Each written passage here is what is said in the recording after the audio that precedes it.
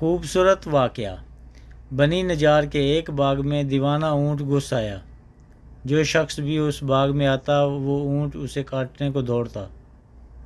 لوگ بڑے پریشان تھے۔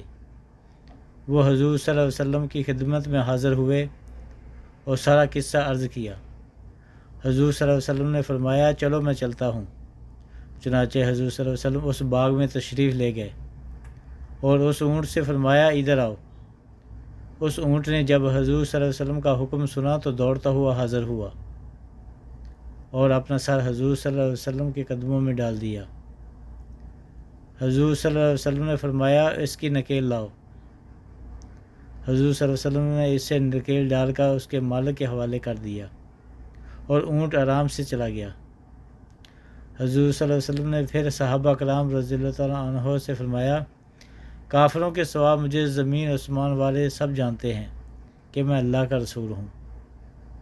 Thanks for watching and video اچھی لگے تو میرے چینل کو سبسکرائب کرنا۔